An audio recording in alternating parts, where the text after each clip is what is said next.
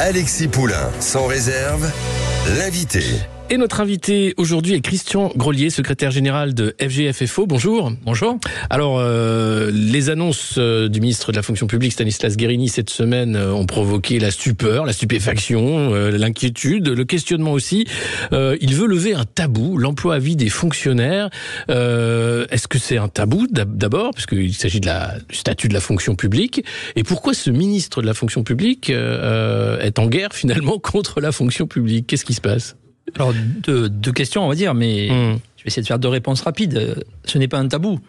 Le licenciement dans la fonction publique existe déjà. Là, on a le sentiment d'un seul coup que les fonctionnaires seraient intouchables et qu'il n'y en a pas. Donc, il y a des licenciements pour faute professionnelle. D'ailleurs, ce n'est pas ça qu'évoque le ministre. Il évoque le licenciement pour insuffisance professionnelle, c'est-à-dire comme des agents qui ont passé un concours, mais qui finalement ne sont pas adaptés au poste. Et pourquoi il y a peu de licenciements pour insuffisance professionnelle? Parce que le manager, le chef de service, qu'est-ce qu'il fait? Il essaie soit de renforcer la formation, soit de le détacher dans un autre corps, où il sera plus à l'aise et plus en adéquation, j'allais dire, avec ses capacités. Et c'est pour ça qu'il y a peu, au final, de licenciements pour l'insuffisance professionnelle. Et après, pourquoi il est allé sortir ça? Alors là, je veux dire, est-ce que c'est le printemps? Est-ce que c'est parce que ça bourgeonne partout qu'il a une idée géniale? Les européennes, surtout. Est-ce que ce sont les élections européennes? Mais je ne sais pas ce que ça peut lui rapporter. Il y a quand même 5,7 millions d'agents publics, plus leur famille, donc ça fait quand même quelques millions d'électeurs. Je ne suis pas certain que ce soit très favorable au gouvernement, ce genre de proposition. Mais il y a bien une volonté politique derrière de faire cette annonce-là. Est-ce que c'est aussi parce qu'il faut faire des économies partout et que l'idée c'est aussi de se délester d'un certain nombre de fonctionnaires d'ici 2027 ?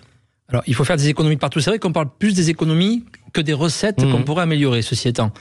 Après, vous savez, en 2019, toujours sur le premier quinquennat d'Emmanuel Macron, le gouvernement a créé ce qu'on appelle la loi de transformation de la fonction publique. Et cette loi, qu'est-ce qu'elle dit? Ne recrutons plus des fonctionnaires quand il faut les remplacer, recrutons des contractuels. Donc, quelque part, c'est un faux problème. Ça veut dire qu'en plus de recruter des agents qui sont sous contrat de 3 ou 6 ans maximum, ça suffit pas, il vous faudrait virer des fonctionnaires. Ce qui est catastrophique pour nous, c'est que ça sous-entend dans l'opinion publique que les fonctionnaires ne font rien. D'un seul coup, on en aurait des milliers comme ça, partout, qui ne font rien, dont les chefs de service ne s'occupent pas, puisqu'apparemment ils n'introduisent pas de procédure ou ils ne font rien pour que ça s'améliore.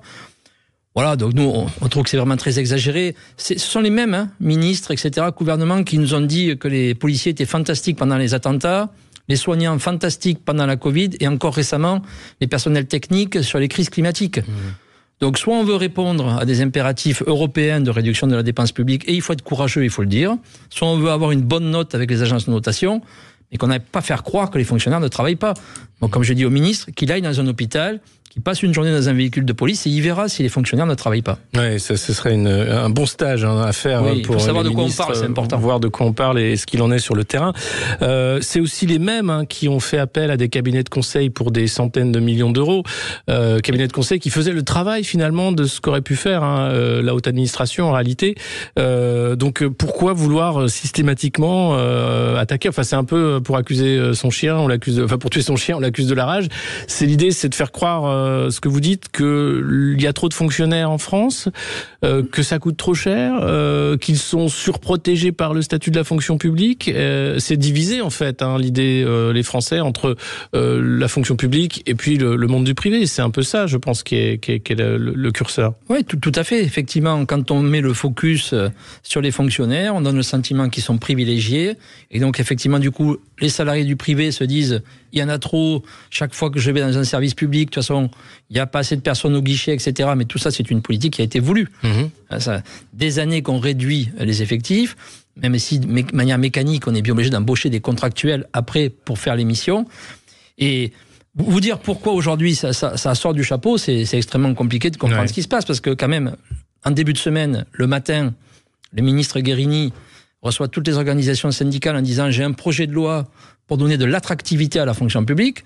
Et quelques heures après, sans nous en parler pendant la réunion, il dit « je veux plus de licenciements ». Alors, je ne sais pas s'il n'a pas un peu de schizophrénie. Oui, mais il n'y a pas que ça, parce qu'il dit qu'il y a plus de formation aussi, revalorisation aussi salariale, plus de mobilité aussi. Il veut faire. Il y a des bonnes choses quand même dans ce projet de réforme, où tout est à mettre du côté de l'idéologie politique, ou est-ce qu'il y a quand même des choses qui font entrer la fonction publique dans quelque chose de plus positif? Alors, d'abord, quand il dit je vais mieux les payer, il ne faut pas qu'il oublie qu'il nous a dit que c'était une année blanche pour 2024. Encore une, c'est pas de plus. Et qu'en plus, le ministre de l'économie et M. Cazenave également ont dit que l'année prochaine, c'était pas 10 milliards de réduction, c'était 20 milliards. Donc, je pense que M. Guérini n'aura pas beaucoup d'argent l'année prochaine non plus. Donc, ce projet de loi ne va pas améliorer la rémunération des fonctionnaires. Je rappelle qu'on est classé en 3 catégories, A, B, C. Oui. A pour les cadres et C pour la plus basse, pour les employés. La catégorie C et B démarre au SMIC. Et la catégorie A, où on a des recrutements à Bac plus 6, Bac plus 7, démarre 10% au-dessus du SMIC. Donc l'attractivité de l'emploi public, c'est d'abord de mieux payer les fonctionnaires. Mais comme il n'a pas d'argent, l'arbre qui cache la forêt, c'est l'annonce de la rémunération au mérite. En disant certains seraient plus méritants que d'autres. D'abord, il faut savoir sur quelle base on va se poser. Si je prends un camarade de la fonction publique territoriale, qui était boueur, c'est quoi? C'est celui qui va mettre le plus de poubelles dans le camion qui va être mieux payé que l'autre. Enfin, c'est complètement débile. Si on va à l'hôpital, enfin, on va marcher sur la tête. Est-ce qu'on va compter les piqûres? Est-ce qu'on va compter Vous voyez, ça n'a aucun sens. La priorité, effectivement, c'est redonner de l'attractivité par l'amélioration des salaires, ce qui sous-entend aussi de meilleures retraites au final. Après, qu'on doive améliorer les conditions de travail, qu'on puisse aussi améliorer le management, la formation professionnelle, la mobilité. Bien sûr qu'on peut le faire, tout ça. Il y a déjà beaucoup d'outils pour le faire. Le problème, c'est qu'il n'y a pas de budget pour le faire. Vous savez, quand on dit rémunération au mérite, je vous prends un exemple très concret. Vous avez 10 agents.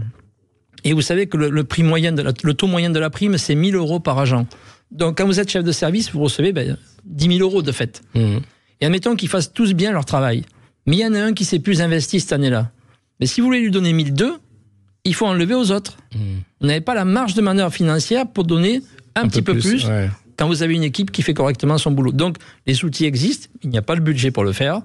Et donc, évidemment, on fait croire que si c'était au mérite, on serait mieux payé pour quelques-uns au détriment des autres. Il y a aussi la haute fonction publique, où là, il y a eu des budgets qui ont été débloqués pour les ambassadeurs, enfin, où il y a eu une harmonisation, en fait, de certains hauts fonctionnaires pour leur paye. Oui, ça a été à la suite de la suppression de l'ENA et de ce qu'on appelait les énarques, entre guillemets. On a créé ce corps d'administrateurs de l'État, où on met tout le monde dedans. Certes, il y a eu une revalorisation de leur rémunération, ce qui est après tout à fait légitime. Mais on oublie quand même tous les autres. C'est ça. Voilà, je rappelle que dans la fonction publique, sur les 5,7 millions d'agents, il y a 3,8 millions de fonctionnaires, et que la moitié de ces 3,8 millions sont en catégorie C, et moins bien payés. Mais la philosophie de regrouper tous les hauts fonctionnaires dans un corps, c'est une philosophie politique. Et ça veut dire que demain, ce que souhaite ce président de la République, c'est une fonction publique de haut niveau qui soit en fait à la botte du gouvernement, c'est-à-dire à l'américaine. Comme quand on dit l'administration de Trump sort et l'administration Biden rentre, ce qu'on veut aujourd'hui, c'est que les hauts fonctionnaires soit à la botte du pouvoir. Mais sauf que le spoil system. Le spoil system, c'est qu'aux États-Unis, quand vous êtes élu, toute l'ancienne administration démissionne et c'est une nouvelle administration. En France, c'est pas du tout le cas. C'est-à-dire si on a un opposant d'Emmanuel Macron qui va gagner en 2027, il récupérera tous les hauts fonctionnaires placés par Emmanuel Macron en réalité. Et ça pour la suite de leur carrière. Oui, pour l'instant, ceux qui sautent sont les ministres et secrétaires d'État. C'est ça. Bon, pour certains, on me dira, on les regrettera pas. Mais effectivement, on n'en est pas encore là. Mais c'est quand même la philosophie qui a guidé cette espèce de fusion de tous les hauts fonctionnaires. Alors heureusement, on a une chance inouïe, c'est qu'on a le statut général des fonctionnaires, qui n'est pas la garantie de l'emploi, comme on le dit, mais la garantie de la carrière, ce qui est bien différent. Et surtout qui permet aujourd'hui, au-delà de ça, d'être recruté par concours. Et quand on est recruté par concours, on a de la neutralité. Quand on est contractuel, on est recruté par cooption, copinage, etc. Et c'est pas la même manière de résister à la pression hiérarchique. Donc ce serait une fonction publique dépendante d'un pouvoir politique, en fait, un changement de paradigme. En tout cas, sur la première partie, sur la haute fonction publique, oui, ça pourrait être le cas. Aujourd'hui, quelle est l'administration qui emploie le plus de fonctionnaires ? Alors là, c'est sans ambiguïté, c'est l'éducation nationale. Oui, d'accord. Et après, c'est assez équilibré entre l'État, où on est à peu près 2,4 millions, et la territoriale, puisqu'il y a eu beaucoup d'actes de décentralisation, où on est quasiment 2 millions, et à la fonction publique hospitalière, 1,2 million. Et on mélange bien sûr fonctionnaires et contractuels. Mais alors, ce que vous disiez tout à l'heure sur l'attractivité, et en même temps de dire que y a plus d'emploi à vie, etc. Enfin, c'est un cercle vicieux. Comment faire aujourd'hui, parce qu'on entend partout qu'on manque en réalité de soignants, qu'on manque de professeurs. On n'arrive pas à recruter les professeurs. La police aussi a baissé les concours pour être sûr de pouvoir faire entrer du monde. Qu'est-ce qui se profile pour la fonction publique si on continue avec cette idéologie-là ? Si on continue avec cette idéologie, ce qui va se profiler, ça va être la privatisation de certaines missions de services publics, y compris parce que ça fera des économies d'effectifs, et on renverra vers le privé, évidemment, certaines missions, lesquelles on ne le sait pas aujourd'hui. Après, ce qu'il faut que les usagers comprennent, et les citoyens au sens large, c'est que le service public, aujourd'hui, il est principalement financé par l'impôt, et que si demain, ce n'était pas la solidarité nationale qui finance le service public, mais qu'on devait, pour mettre ses enfants à l'école, payer l'école, payer la sécurité, ça coûterait beaucoup plus cher. Bien sûr. Et en particulier à une grande partie de la population. Nous, ce qu'on dit depuis des années, on avait cru l'obtenir à l'époque du gouvernement de François Hollande. Bon, ça n'a pas été le cas. Mais on avait réussi à mettre en place une instance qui s'appelait le Conseil national des services publics, qui n'a jamais été abrogé, mais qui n'est plus convoqué. Et cette instance, elle réunissait tous les employeurs, les organisations représentatives, et on discutait sur le long terme. Quelles pourraient être les futures missions de services publics demain ? Comment on les organise entre les différents employeurs ? Est-ce qu'il y en a quelques-unes qu'il faut mettre en délégation ? Et ça permettait un débat de fond qui était un petit peu comme ça déconnecté de la pression budgétaire. Oui. Malheureusement, plus personne ne veut parler de ça. Et c'est bien dommage, parce que si on n'essaie pas d'abord de faire le bilan des réformes, vous savez, vous avez des services déconcentrés de l'État, par exemple, ils sont en réforme permanente depuis 2010. Il y a des agents, ils ne savent même plus quel est l'intitulé de la direction dans laquelle ils travaillent. On change les noms, on regroupe, un coup on a le logement, un coup la mer, un coup on rend. On a fusionné les régions. Pareil, on a des entités qui ont changé. Et on ne fait jamais le bilan de ces réformes. Ni par rapport, bien sûr, à l'agent qui travaille, ni par rapport au service rendu à l'usager. Donc, faisons un bilan de toutes les réformes, posons-nous un petit peu, réactivons le Conseil national des services publics et faisons une autre loi qui soit à la fois porteuse pour les agents qui sont en exercice aujourd'hui et pour ceux qui rentreront demain. Mais justement, est-ce que vous avez des contacts avec Stanislas Guerini ou avec le gouvernement ? Alors, jusqu'à cette semaine, oui. Un peu moins. Bon, je pense qu'en plus, le passage dans tous les médias ne doit pas arranger nos relations, mais ça, c'est pas bien grave. C'est de bonne guerre. Nous sommes la première organisation de la fonction publique de l'État, donc il sera bien obligé de revenir vers nous. Mais là, on a un vrai sujet. Nous, on a le sentiment que Guerini ne maîtrise plus rien. Quand vous avez Bruno Le Maire qui fait des annonces de réduction de la dépense à tour de bras, en plus apparemment qui s'est planté dans ses perspectives de croissance, finalement Guerini, on lui dit fais une réforme mais t'as pas un euro. Voilà, donc je comprends qu'il soit en difficulté. Après, à rajouter à ça de la provocation avec l'histoire des licenciements, moi c'est quelques années que je suis en charge de ma fédération, c'est le Premier ministre que je vois souhaiter plus de licenciements de ses propres fonctionnaires. Voilà, j'avais jamais vu ça. C'est étonnant. C'est vrai que ce gouvernement nous aura pratiquement tout fait voir. Récemment, la taxe sur l'assurance chômage, ce matin encore, le logement social. Bon.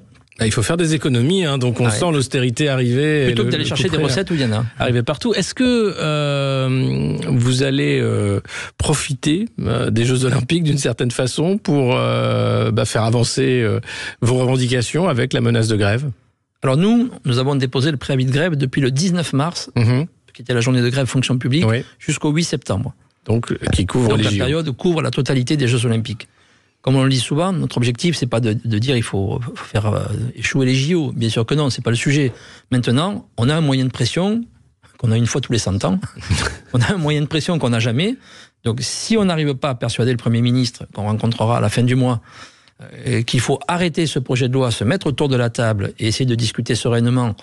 Parce qu'il ne faut pas oublier que le ministre Guerini, quand il annonce son projet de loi en début de semaine, il nous dit que son inspiration, c'est une consultation directe qui a été faite auprès des agents. Il y a eu à peu près 100 000 réponses sur 5,7 millions. C'est pas énorme.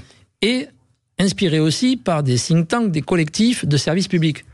Il oublie quand même que les représentants des services, ce sont les organisations syndicales représentatives. Donc ça veut dire aussi, dans la démarche, qu'il y a une volonté qui est moins de dialogue social et pas de négociation. Mais après, évidemment qu'il ne peut pas négocier, puisqu'il n'a rien à négocier. Donc, bloquons ce projet, partons sur une autre dynamique, et je suis certain qu'on peut améliorer l'efficacité du service public.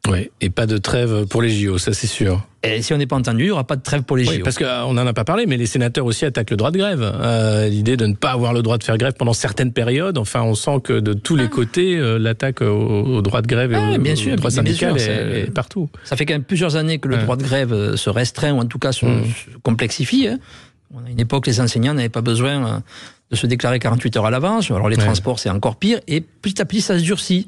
Et quand on durcit le droit de grève, d'abord c'est un droit constitutionnel, on durcit aussi globalement les libertés individuelles et collectives de chacun. Oui, absolument. Merci beaucoup Christian Grolier d'avoir répondu à nos questions sur Sud Radio. Vous êtes secrétaire général de FGF FO et on va suivre bien sûr les discussions que vous aurez dans les semaines qui viennent avec le gouvernement. Merci à vous. On se retrouve dans un instant. Notre invité en deuxième partie sera le sénateur UDI de Haute-Savoie, Loïc Hervé, pour parler de délit d'outrage en ligne. Si vous souhaitez réagir ou poser vos questions, 0826 300 300. À tout de suite. Sud Radio, midi 13h, Alexis Poulain, sans réserve.